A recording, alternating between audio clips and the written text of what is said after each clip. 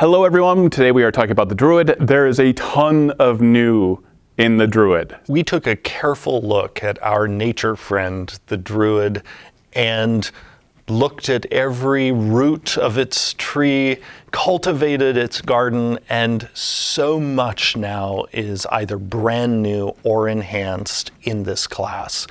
And a lot of this development that we did in the class, members of the D&D community were with us on the journey through the Unearthed Arcana process, but the final version has even elements that people didn't get to see as a part of the UA process. And the new starts right at first level in this class. So you now have, as a Druid, a brand new feature to select at first level, Primal Order. And inside Primal Order, you get to make a choice.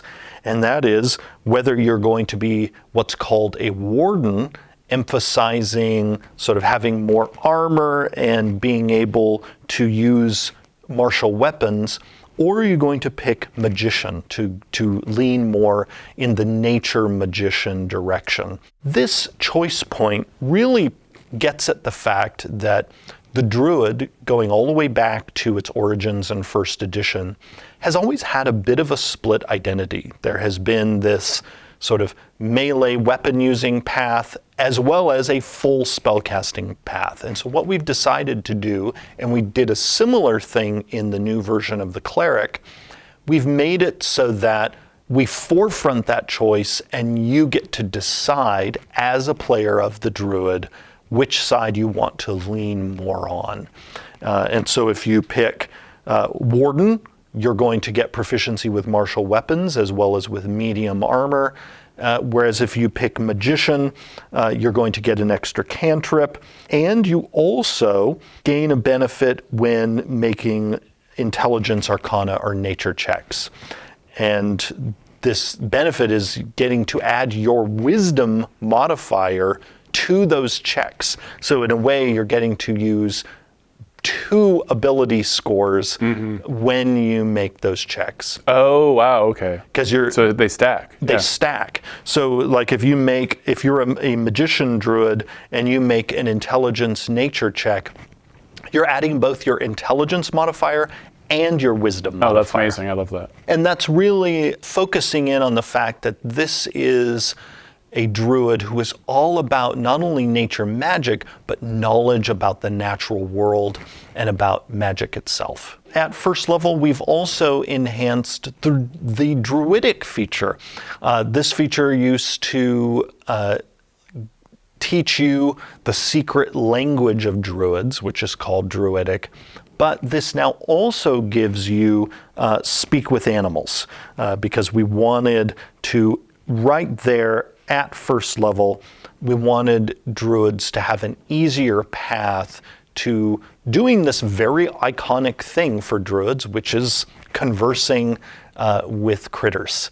And in the art for this class, you see a Druid there happily surrounded by all of his animal friends. Now, the spellcasting feature is also still at first level for Druids, and the Druid's spell list, like all of our spellcasting classes, has been reviewed, expanded, and this list benefits from the additional spells that are in this player's handbook.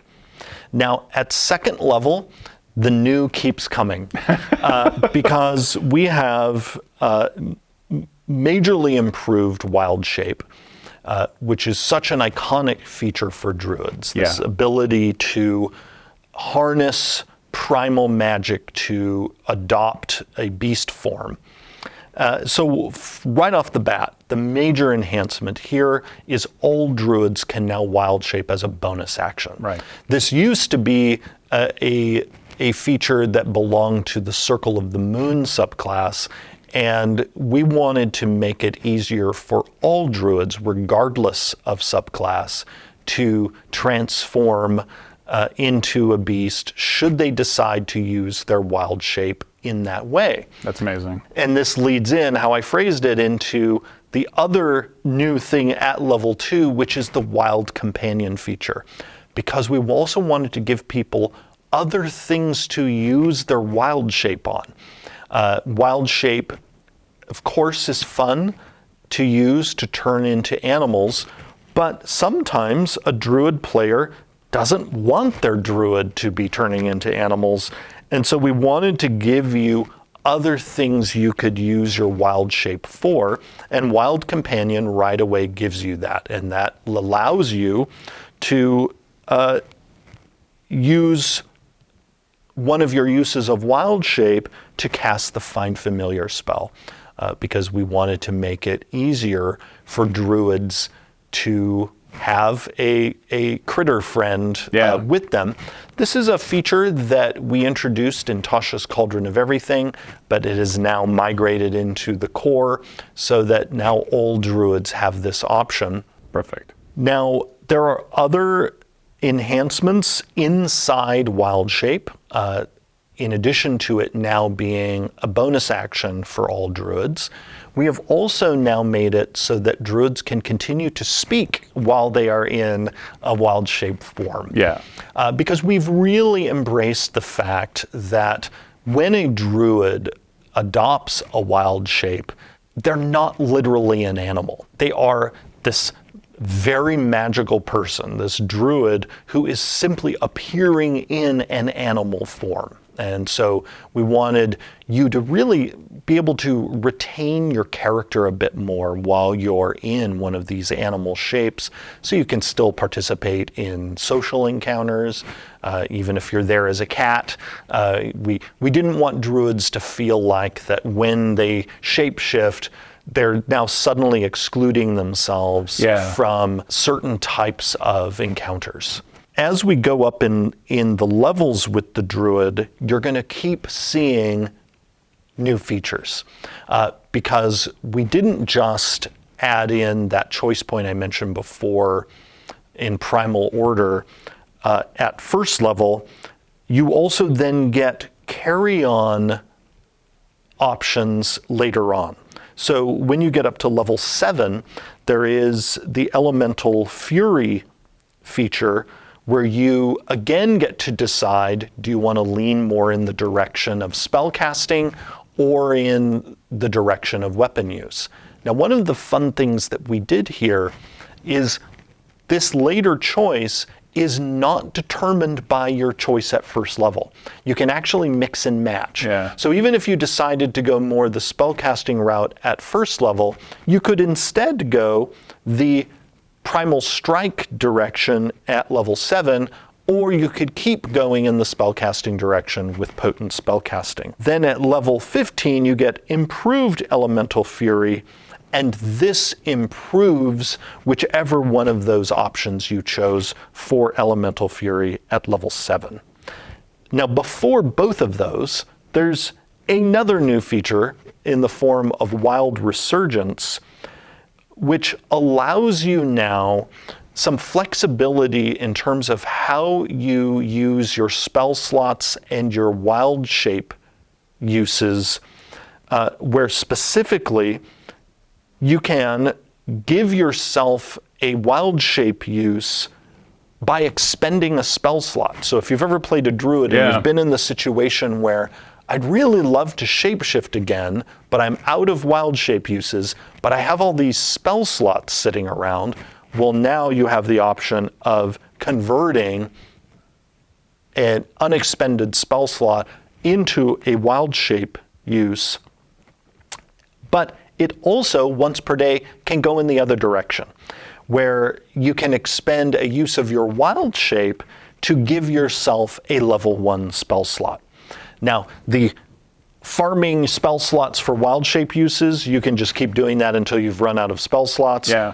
But the other direction of taking a wild shape use and turning it into a spell slot, that you can do just once and then need to complete a long rest before you do it again. This is very juicy with Elemental Fury, because as you said, you're adding your Wisdom modifier to a druid cantrip's damage, or you're choosing to get extra damage when you're using Primal Strike in a melee form.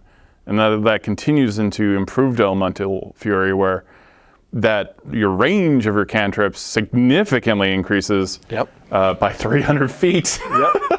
making a really nasty spell sniper, and then also primal strikes, the damage keeps going up. So you are more in the fight as this druid, and it just gets better and better, and you keep on getting to make that choice multiple times. By the way, one reason in Improved Elemental Fury we increased the range so much there, if you choose potent spellcasting, for your druid cantrips, is at level 18 you're going to get beast spells, which allows you to cast your spells even when you're in a wild shape form.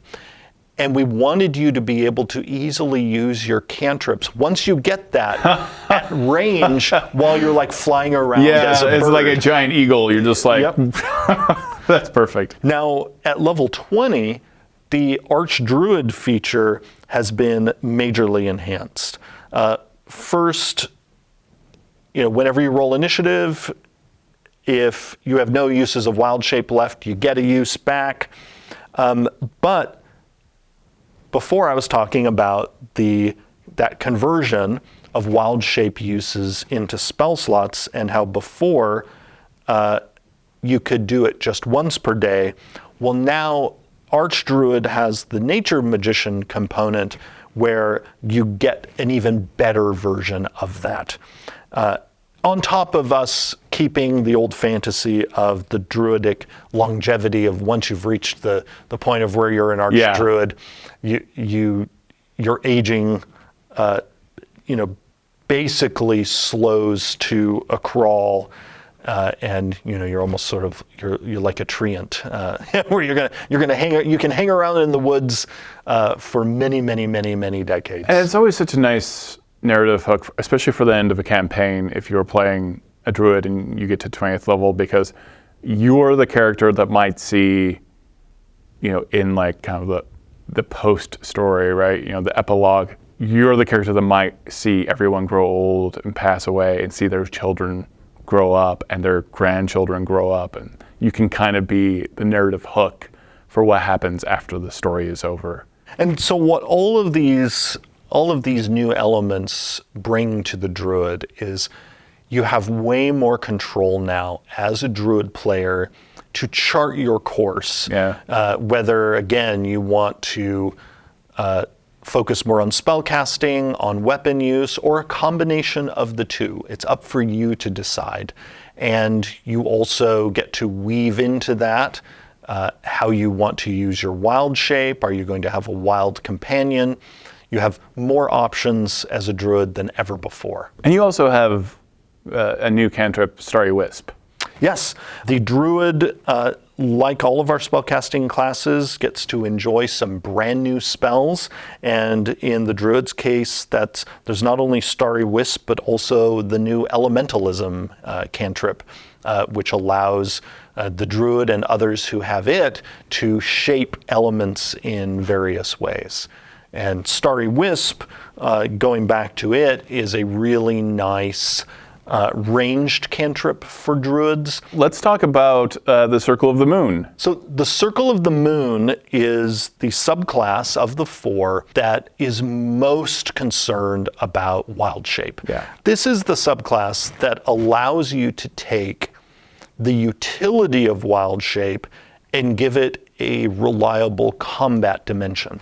Because most druids, they certainly could use wild shape for fighting, but often they're going to be better off relying on their spells in combat and using wild shape largely for utility purposes, whether it's to fly or climb or sneak into a place. Circle of the Moon, though, is all about changing into a beast form and fighting in that form. And so with that in mind, we have introduced a number of enhancements in Circle of the Moon. We've made it so that in their circle forms feature, their AC is more reliable than it was before, because before, when they transformed into a beast, they had to use the beast's AC, and sometimes the beast's armor class was actually lower than the druid's armor class. Right. And because we want you to be able to comfortably keep fighting in your beast forms, even at higher level, we introduced this new ability to use either an AC equal to 13 plus your wisdom mod, or the AC in the beast, whichever one is higher. Yeah. So that you can hopefully withstand those hits in your beast form. You also gain temporary hit points now when you transform. Now, this is true actually of all druids when they shapeshift using wild shape, but the Circle of the Moon druid gets even more temporary hit points.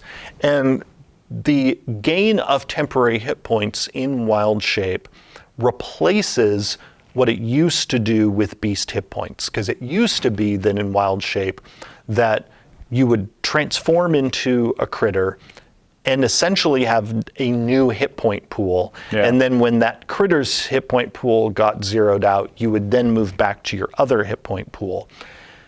That actually created a number of issues for other parts of the game system, because there are a number of things in the game that are triggered by someone dropping to 0 hit points. Right. And we didn't actually want those things to be triggered when a druid's beast form reaches 0. Yeah. So we've made that system issue go away by now having wild shape simply give you some temporary hit points when you transform, but you keep using, as a druid, your own hit points. And you can maintain that form using your own hit points. Yes. So when those temporary hit points go away, it doesn't knock you out of the form. So wild shape now also, for all druids, lasts longer than it used to, because you used to be knocked out of the form when you lost the hit points of the creature. And that combo, of course, still is not the case because you don't have that creature's hit points anymore. Right. You simply get temporary hit points. And as you mentioned, you are not knocked out of wild shape when you lose those temporary hit points. The Circle of the Moon now also has a feature that called Circle of the Moon spells that gives them a list of spells that they can cast even while they are in their beast forms. This is a fun new enhancement for them. They used to have the ability, while they were in beast form in 2014, to heal themselves while they were in beast form. We decided to supercharge that by replacing that feature with a list of spells, including Cure Wounds, so they still have the option of casting a healing spell on themselves while they're in beast form. But now they also, of course, have the option with that spell to heal somebody else. They can also cast Moonbeam, Starry Wisp, and at higher levels, Conjure Animals, Fount of Moonlight, which is another brand new spell, and Mass Cure Wounds. We did this because we wanted there to be also more of the moon flavor in Circle of the Moon. And so you'll see throughout that you're not only transforming, but you are essentially illuminated by this lunar magic. And the reason why we've always associated the moon with the shape-shifting of the subclass is partly because of the classic folkloric thing of the moon, causing werewolves and others to transform. Yeah. And that's why those two elements are combined in this subclass. So at higher levels, you also now have the option of having your beast form attacks deal radiant damage. Again, this sort of, this lunar theme. And also you have enhanced saving throws. You will also then at level 10 with Moonlight Step, you can start teleporting as a bonus action while you are really leaning into the power of your subclass. And one of the nice things about... On top of that, you also get advantage when you do that teleport and on your next attack roll. The nice thing, too, about Moonlight Step is this does not require you to be in beast form.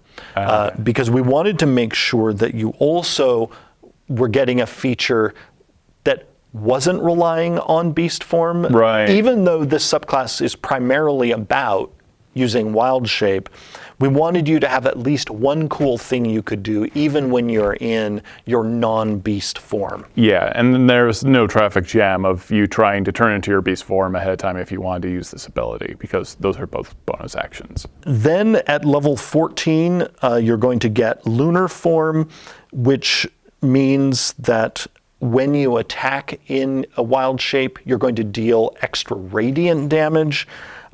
And also, when you use that Moonlight Step ability, you will be able to not only teleport yourself, but one willing creature. So bring along a friend. Yeah, perfect. All right, let's talk about Circle of the Land for the Druid. Circle of the Land is the Druid subclass that is all about your spellcasting. And we have enhanced this subclass in a number of significant ways.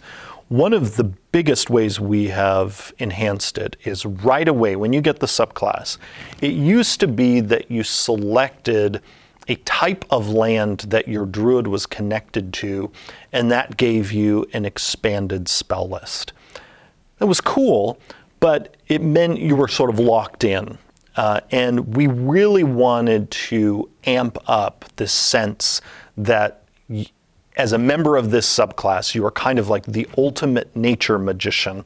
And so to support that, we've now made it so that every time you finish a long rest is when you choose the type of land that you are connected to. Oh, nice. Okay. And so now, every time you finish a long rest, you choose arid land, polar land, temperate land, or tropical land. And that gives you a set of spells that are available to you for that day. And again, you could change every day which of those you want to be connected to, or if you have a strong thematic reason to be connected to just one, you also have the option to always be connected to one of these land types. But we wanted to give you more flexibility as a Circle of the Land druid. And we also, in creating these 4 new lists, also optimize them so that they each have sort of spicy, really good reasons for you to select them. This is one of my favorite abilities. We have Land's Aid. So Land's Aid is a brand new feature in Circle of the Land that gives the Circle of the Land druid a new way to use their wild shape. Because they are the spellcasting focused druid, we didn't want them to feel like their wild shape was sort of sitting there unused, even though, yes, they could use it to get a wild companion. We wanted to give them a way to use wild shape that really speaks to their subclass fantasy. And so that's what Land's Aid is all about. You can burn wild shape uses to cause this eruption of nature magic that both, as you said, harms enemies, but also can heal somebody, and really speaks to the two sides of druidic magic, because druidic magic is, yes, about healing, but also about elemental destruction.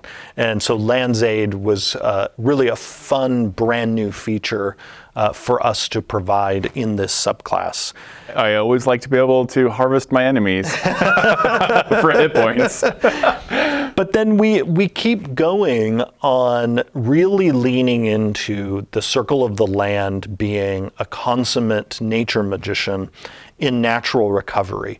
This already in 2014 allowed the druid to gain some spell slots back, but we've also now made it that with this you can cast one of your level 1 spells from your circle spell feature without expending a spell slot. So in a way, it's stretching your spell slots out even more than it did in 2014.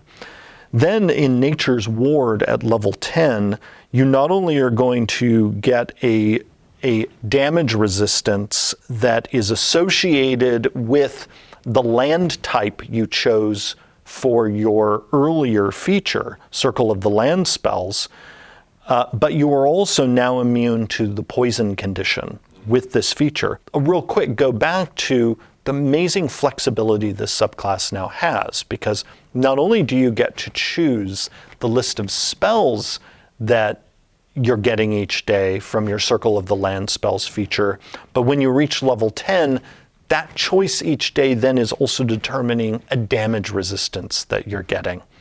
Finally, Nature's Sanctuary also has brand new design for this druid at level 14, where you have yet another non-shape-shifting use for your wild shape, Right. where you can cause trees and vines to erupt in an area, giving you and your allies half cover, and also sharing with all of your allies in that area the resistance you currently have from your Nature's Ward. That's fantastic. This subclass has enough change that it really is in the category of almost a brand new subclass. Yeah, absolutely.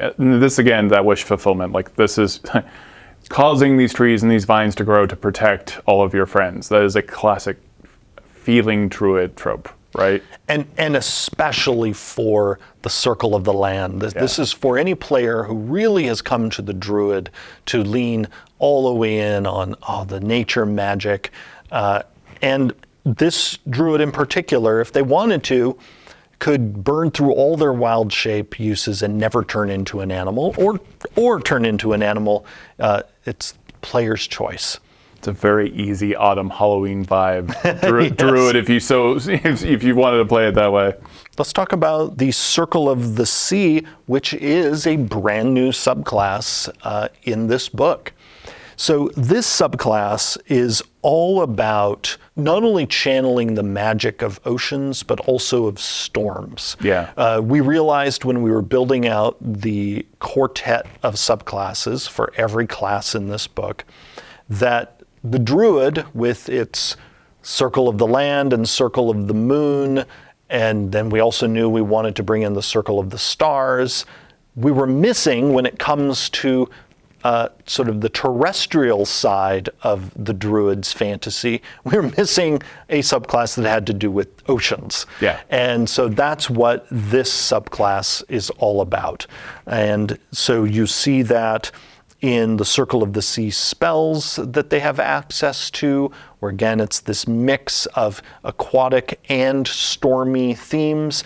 And we wanted to connect these two because not only are storms so often associated with oceans in our world, we also wanted to make sure that this druid had things in their kit that are useful even when they are far away from a body of water. Essentially, the storm component was critical to make sure we did not have an Aquaman problem.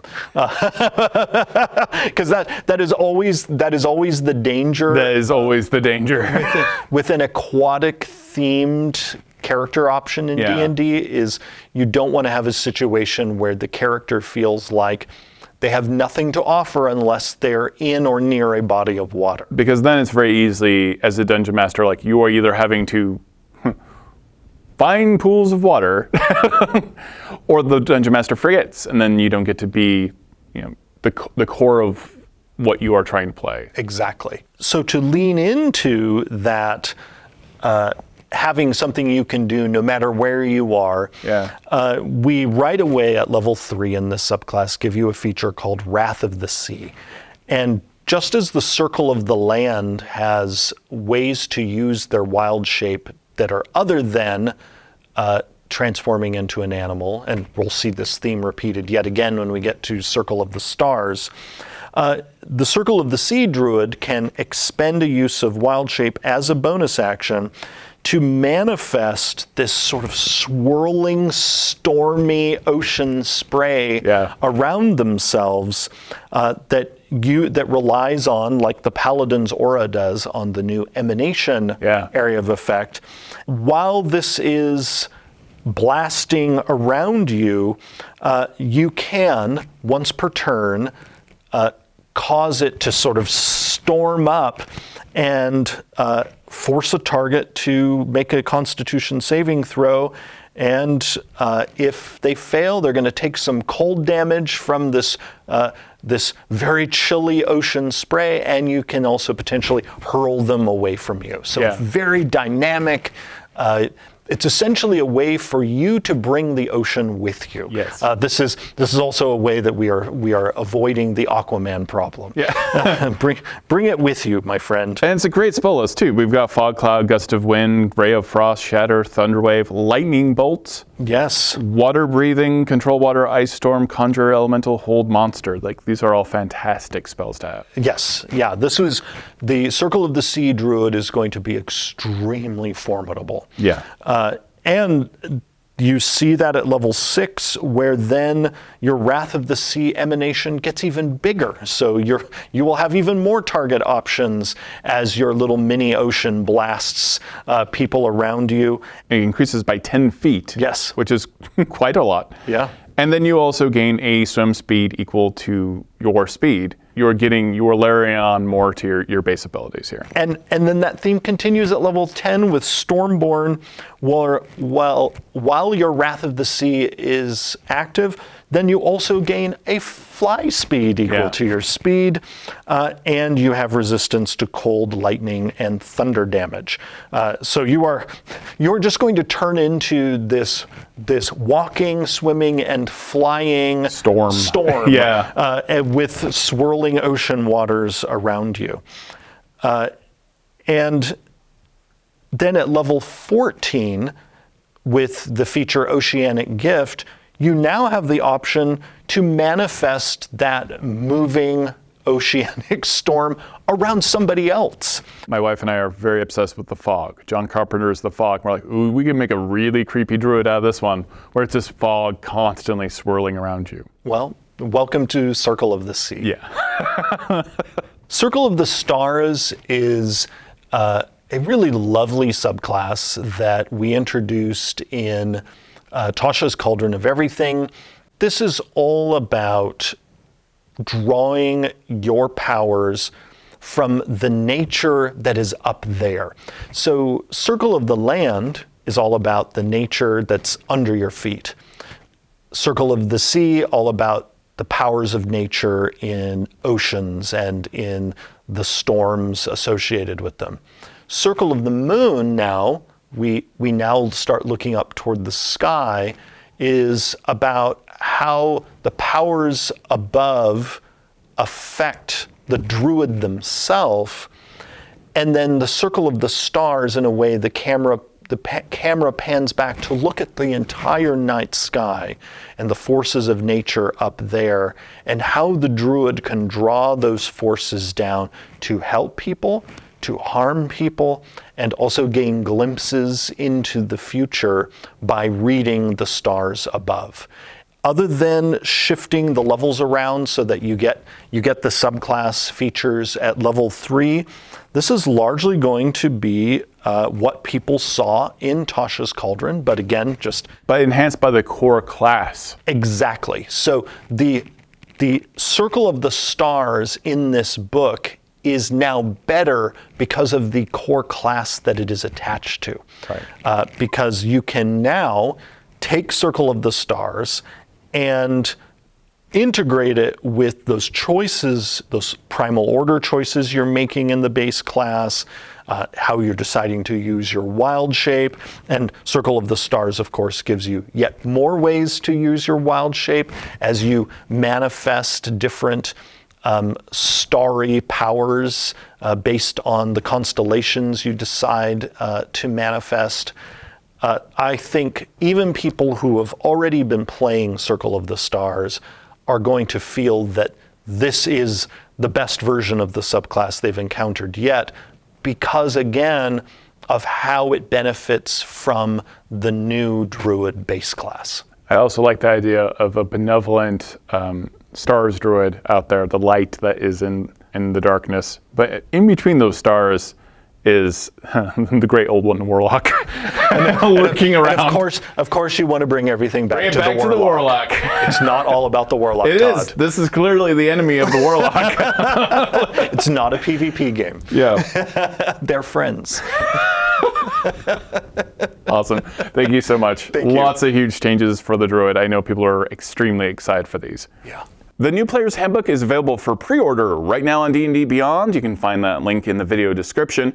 And you can also find the new Core Rulebooks bundle for pre-order, both physical and digital. When you pre-order the digital physical bundle on D&D Beyond, you also get an exclusive digital gold dragon mini for our 3D virtual tabletop, the Dragons of D&D digital art book, 34 frames, and 15 backdrops. Thank you so much for watching. We have a ton of video content coming out about the new Player's Handbook and all the new Core Rulebooks, the new Monster Manual, the new Dungeon Master's Guide. So be sure to check out all of that content.